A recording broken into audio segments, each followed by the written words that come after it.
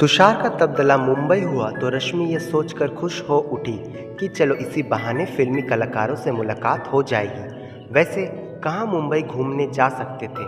तुषार ने मुंबई आकर पहले कंपनी का कार्यभार संभाला, फिर बरेली जाकर पत्नी व बेटे को ले आया। इधर उधर घूमते हुए पूरा महीना निकल गया।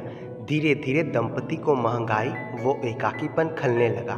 उनके आसपास हिंदी भाषी लोग न होकर महाराष्ट्र के लोग अधिक थे, जिनकी बोली अलग तरह की थी। काफ़ी मशक्कत के बाद उन्हें तीसरे माले पर एक कमरे का फ्लैट मिला था, जिसके आगे के बरामदे में उन्होंने रसोई व बैठन का स्थान बना लिया था। रश्मि ने सोचा था कि मुंबई में ऐसा घर होगा जहां से उसे समुद्र दिखाई देगा, पर यहाँ तो सिर्फ झुग्गी झोपड़ियाँ ही दिखाई देती है। तुषार रश्मि को चिढ़ाता, मैडम असली मुंबई तो यही है।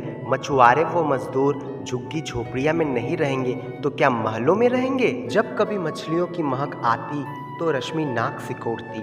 घर की सफाई एवं बर्तन धोने के लिए काम वाली बाई रखी तो रश्मि को उससे भी मछलियों की बदबू आती हुई महसूस हुई। उसने उसी दिन बाई को काम से हटा दिया। रश्मि के लिए गर्भावस्था की हालत में घर के काम की समस्या पैदा हो गई। नीचे जाकर साग भाजी खरीदना, दूध लाना, 3 वर्ष के गोलू को तैयार करके स्कूल भेजना, फिर घर के सारे काम करके तुषार की पसंद का भोजन बनाना अब रश्मि के वश का नहीं था। तुषार भी रात को अक्सर देर से लौटता था। तुषार ने माँ को आने के लिए पत्र लिखा तो माँ ने अपनी असमर्थता जताई कि तुम्हारे पिताजी अक्सर बीमार रहते हैं, उनकी देखभाल कौन करेगा। फिर तुम्हारे एक कमरे के घर में न सोने की जगह है न बैठने की। तुषार ने अपनी पहचान वालों से एक अच्छी नौकरानी तलाश करने को कहा, पर रश्मि को कोई पसंद नहीं आई। तुषार ने अखबार में विज्ञापन दे दिया। फिर कई काम वाली बाइयाँ आई और चली गई। एक सुबह एक अधेड़ औरत ने आकर उनका दरवाज़ा खटखटाया और पूछा कि आपको काम वाली बाई चाहिए। हाँ हाँ, कहाँ है? मैं ही हूँ। तुषार व रश्मि दोनों ही उसे देखते रह गए। हिंदी बोलने वाली वह औरत साधारण मगर साफ सुथरे कपड़े पहनी हुई थी। मैं घर के सभी काम कर लेती हूँ, सभी प्रकार का खाना बना लेती हूँ, पर मैं रात को नहीं रुक पाऊंगी। ठीक है, तुम रात में मत रुकना। तुम्हारा नाम क्या है? लक्ष्मी। देखो लक्ष्मी, हमारी छोटी सी गृहस्थी है, इसीलिए अधिक काम नहीं है, पर हम साफ सफाई का अधिक ध्यान रखते हैं। रश्मि बोली, बीबी जी, आपको शिकायत का मौका नहीं मिलेगा। लक्ष्मी ने प्रतिमाह 3000 रुपये वेतन मांगा, पर थोड़ी ना नुक्कर के बाद वह 2500 रुपये पर तैयार हो गई और उसी दिन से वह काम में जुट गई। पूरे घर की पहले सफाई धुलाई की, फिर कड़ी चावल बनाया और गोलू की मालिश करके उसे नहलाया। तुषार व रश्मि दोनों ही लक्ष्मी के काम से बेहद प्रभावित हो गए। यद्यपि उन्होंने लक्ष्मी से उनका पता तक भी नहीं पूछा। लक्ष्मी शाम को जब चली गई तो दंपति उसके बारे में देर तक बातें करते रहे। तुषार व रश्मि अस्वस्थ होते चले गए, जैसे लक्ष्मी उनकी माँ हो। वे दोनों उनका सम्मान करने लगे। लक्ष्मी परिवार के सदस्य की भांति रहने लगी। सुबह आने के साथ ही सबको चाय बना कर देना, गोलू को रिश्के तक छोड़कर आना, तुषार को 9 बजे तक नाश्ता व लंच बॉक्स तैयार करके देना, रश्मि को फलों का रस निकाल कर देना, यह सब कार्य लक्ष्मी हवा की भांति फुर्ती से करती रहती थी। लक्ष्मी वाकई कमाल का भोजन बनाना जानती थी। रश्मि ने उससे ढोकला डोसा बनाना सीखा, भांति भांति के अचार चटनियाँ बनानी सीखी। ऐसा लगता है अम्मा आपने कुकिंग स्कूल चलाया है? एक दिन मजाक में रश्मि ने पूछा था। हाँ, मैं सिलाई कढ़ाई का भी स्कूल चला चुकी हूँ। रश्मि मुस्कुराती मन में सोचती रहती कि उसे तो बढ़ चढ़कर बोलने की आदत है।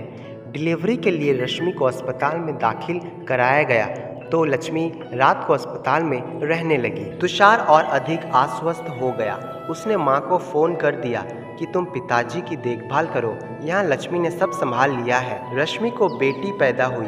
तीसरे दिन रश्मि नन्ही सी गुड़िया को लेकर घर लौटी। लक्ष्मी ने उसे नहला धुलाकर बिस्तर पर लिटा दिया और हरीरा बनाकर रश्मि को पिलाया। लक्ष्मी अम्मा, आपने मेरी सास की कमी पूरी कर दी।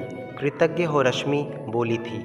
तुम मेरी बेटी जैसी हो, मैं तुम्हारा नमक खा रही हूँ तो फर्ज निभाना मेरा कर्तव्य है। तुषार ने भी लक्ष्मी की खूब प्रशंसा की। एक शाम तुषार, रश्मि व बच्ची को लेकर डॉक्टर को दिखाने गया तो रास्ते में लोकल ट्रेन का एक्सीडेंट हो जाने के कारण दंपति को घर लौटने में रात के 12 बज गए। घर में ताला लगा देख दोनों अवाक रह गए। अपने पास रखी दूसरी चाबी से उन्होंने ताला खोला। वो आसपास नजरें दौड़ाकर लक्ष्मी को तलाश करने लगे। चिंता की बात यह थी कि लक्ष्मी गोलू को भी अपने साथ ले गई थी। तुषार व रश्मि के मन में लक्ष्मी के प्रति आक्रोश उमड़ पड़ा था। रश्मि बोली, यह लक्ष्मी भी अजीब नौकरानी है। एक रात यहीं रह जाती तो क्या हो जाता? गोलू को क्यों ले गई? बच्चे की चिंता पति पत्नी को काटने लगी। पता नहीं लक्ष्मी का घर किस प्रकार का होगा, गोलू चैन से सो पाएगा या नहीं। पूरी रात चिंता में गुजारने के पश्चात जब सुबह होने पर भी लक्ष्मी अपने निर्धारित समय पर नहीं लौटी तो रश्मि रोने लगी। नौकरानी मेरे बेटे को चोरी करके ले गई, पता नहीं मेरे गोलू किस हाल में होगा। तुषार को भी यही लग रहा था कि लक्ष्मी ने जानबूझकर गोलू का अपहरण कर लिया है। नौकरों का क्या विश्वास, बच्चे को कहीं बेच दे या फिर मोटी रकम की मांग करे। लक्ष्मी के प्रति शक बढ़ने का कारण यह भी था कि वह प्रतिदिन उस वक्त तक आ जाती थी। रश्मि के रोने की आवाज़ सुनकर आसपास के लोग जमा होकर कारण पूछने लगे। फिर सब लोग तुषार को पुलिस में सूचित करने की सलाह देने लगे। तुषार को भी यही उचित लगा। वह गोलू की तस्वीर लेकर पुलिस थाने जा पहुंचा। लक्ष्मी के खिलाफ बेटे के अपहरण का रिपोर्ट पुलिस थाने में दर्ज कराकर वह लौटा तो पुलिस वाले भी साथ आ गए और रश्मि से पूछताछ करने लगे। रश्मि रो रो कर लक्ष्मी के प्रति आक्रोश उगले जा रही थी। पुलिस वाले तुषार व रश्मि का ही दोष निकालने लगे कि उन्होंने लक्ष्मी का फोटो क्यों नहीं लिया, बायोडाटा क्यों नहीं बनवाया, न उसके रहने का ठिकाना देखा, जबकि नौकर रखते वक्त यह सावधानियां आवश्यक हो जाती है। अब इतनी बड़ी मुंबई शहर में एक औरत की खोज रेत के ढेर में सुई खोजने के समान है। अभी यह सब हो ही रहा था कि अकस्मात लक्ष्मी आ गई। सब भौचक्के से रह गए। हमारा गोलू कहाँ है? रश्मि व तुषार एक साथ बोले। लक्ष्मी की रंगत उड़ी हुई थी, जैसे रात भर सो न पाई हो। फिर लोगों की भीड़ व पुलिस वालों को देखकर वह हक्की बक्की सी रह गई थी। बताती क्यों नहीं, कहाँ है इनका बेटा? तू कहाँ छोड़कर आई है उसे? पुलिस वाले लक्ष्मी को डांटने लगे। अस्पताल में, लक्ष्मी रोने लगी। अस्पताल में? तुषार के मुंह से निकला। हाँ साहब, आपका बेटा अस्पताल में है।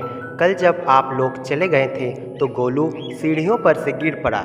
मैं उसे तुरंत अस्पताल ले गई। अब वह बिल्कुल ठीक है। मैं उसे दूध बिस्कुट खिलाकर आई हूँ। पर साहब, यहाँ पुलिस आ गई। आपने पुलिस बुला ली, मेरे ऊपर शक किया, मुझे चोर समझा। लक्ष्मी रोते रोते आवेश में भर उठी। मैं मेहनत करके खाती हूँ, किसी पर बोझ नहीं बनती। आप लोगों से अपनापन पाकर लगा आपके साथ ही जीवन गुजर जाएगा। मैं गोलू को कितना प्यार करती हूँ, क्या आप नहीं जानते? फिर भी आपने। लक्ष्मी अम्मा, हमें माफ़ कर दो, हमने तुम्हें गलत समझ लिया था। तुषार व रश्मि लक्ष्मी के सामने अपने को छोटा समझ रहे थे। साहब, अब मैं यहाँ नहीं रहूँगी, कोई दूसरी नौकरी ढूंढ लूँगी, पर जाने से पहले मैं आपको आपके बेटे से मिलाना ठीक समझती हूँ। आप सब मेरे साथ अस्पताल चलिए।